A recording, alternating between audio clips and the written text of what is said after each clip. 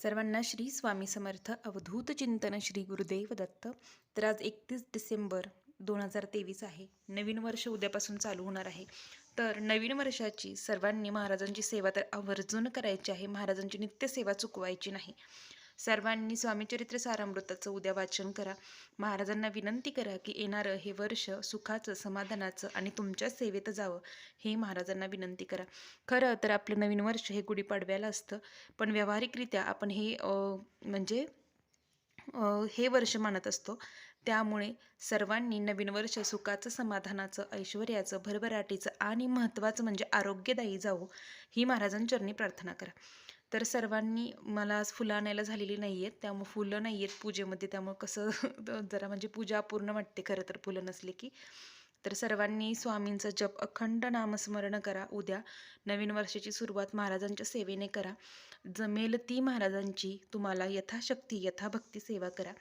तर उद्या सोमवार आहे.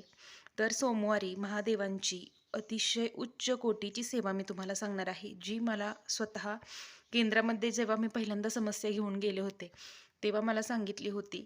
म्हणजे आरोग्यासाठी असेल, घरात जर कोणी व्यसनाधीन असेल किंवा सतत जर कुणाचा अपघात वगैरे होत असेल, म्हणजे मृत्यूचं भय सतत मागं असेल, तर महादेवांची अतिशय उच्च कोटीची ही सेवा आहे, जी मला केंद्रामध्ये दिली होती. तीच सेवा मी तुमच्यासोबत शेअर करत आहे. तर सेवा काय आहे ते मी सांगणार आहे.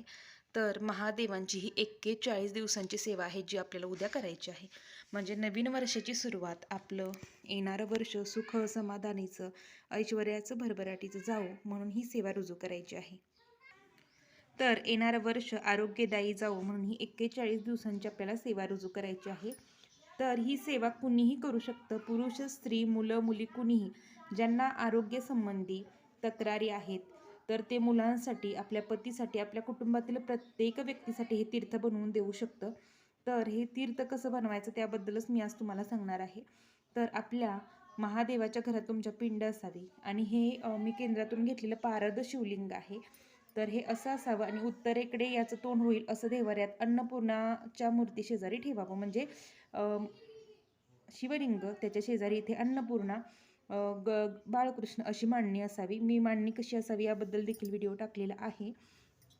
तर आपल्याला काय करायचं आहे, आपल्या नित्यसेवेच्या पुस्तकात शिवमहिम संस्कृतमध्ये सुद्धा आहे, मराठीमध्ये म्हणजे प्राकृतमध्ये आहे, त्याचबरोबर रुद्र आहे.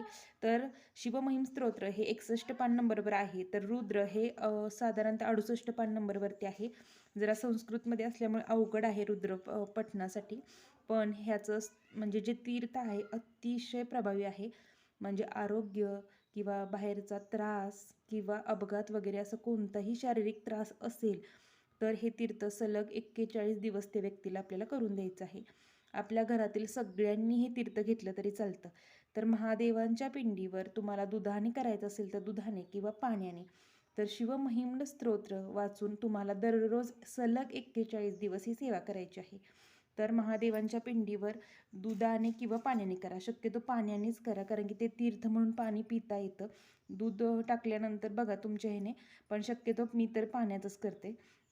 तर शिवमहिम स्तोत्र हे पाणी वाहून करायचं संपूर्ण. तुम्ही त्यासाठी गळती घेतलीत तरी चालेल. माझ्याकडे गळती नाही आहे, मी चमच्यानेच पाणी घालते. पण गळती असलं म्हणजे पाणी पडत राहतं ते शिवपिंडीवरती आणि आपण वाचन केलं तरी चालतं. मला ही गळती घ्यायची आहे, पण बघू आता कधी योग येतोय.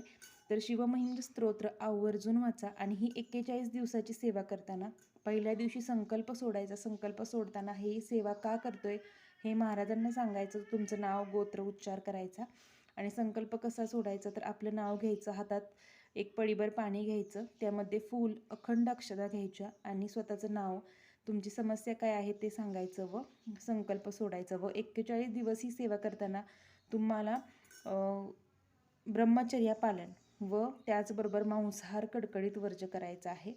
तरी एवढी तुम्हाला काळजी घ्यायची आहे. आणि हे तीर्थ सकाळीच करायचं, सकाळीच त्या व्यक्तीला प्यायला द्यायचं किंवा कुटुंबातील सगळ्यांनी जरी पिलं तरी चालतं. आणि नेहमीसुद्धा प्रत्येक सोमवारी तुम्ही जर शिवमहिम्न स्तोत्र म्हणून महादेवांच्या पिंडीवर अभिषेक केला तर सुंठी वाचून खोकला जाईल असं गुरुमाऊली म्हणतात. म्हणजे तुमच्या घरात आजारपण, त्रास असा कोणताच राहणार नाही, बाहेरची बाधा किंवा त्या घरात अपमृत्यू कधी येत नाही, एवढं महाराज सांगतात. त्यामुळे सर्वांनी ही सेवा आवर्जून रुजू करा. तर मी तुम्हाला दाखवते की शिवमहिम्न स्तोत्र कसं म्हणायचं. संकल्प सोडला, त्यानंतर महाराजांची एक माळ जप करायचा व त्यानंतर संस्कृतमधलं आहे आणि मराठीमध्ये सुद्धा आहे. तर पळीभर पाणी घ्यायचं. श्री पुष्पदंत उवाच महिम्न पारते परमा विदुषो यद्य सदृशी स्तुती ब्रह्मादिनामपि तदवन्यासंतगिरी. सॉरी, माझ्याकडून पाणी पडलं दिव्यावर थोडंसं. अथा वाच्य सर्वस्मती पिरानवधित गृणन ममाशेष स्तोत्रे हरनिरपवाद परिकर अतित पंथान तव च महिमा वाङ्गमनयसो.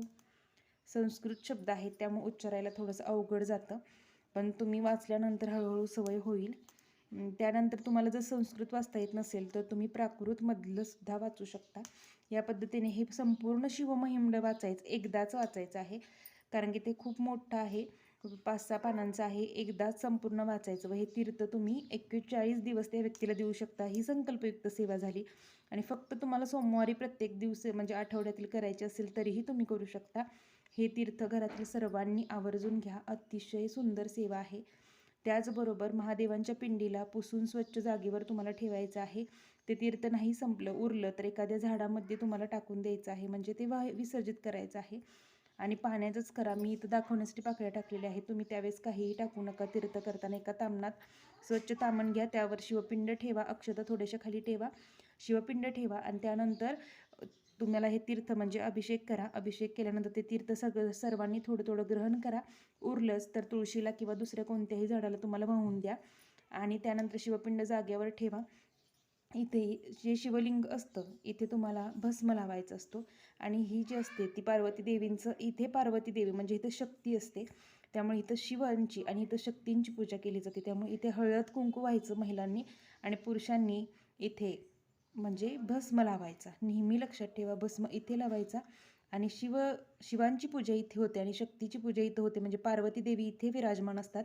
त्यामुळे तुम्हाला इथं हळदी कुंकू लावायची आहे. या पद्धतीने तर सर्वांनी ही सेवा रुजू करा. तर झालेली सेवा महाराजांचरणी रुजू करते. नवीन वर्ष तुम्हा सर्वांना सुख, शांती, आनंद, समृद्धीचं आणि भरभराटीचं जावो हीच महाराजांच्या चरणी प्रार्थना. सर्वांना पुन्हा एकदा श्री स्वामी समर्थ.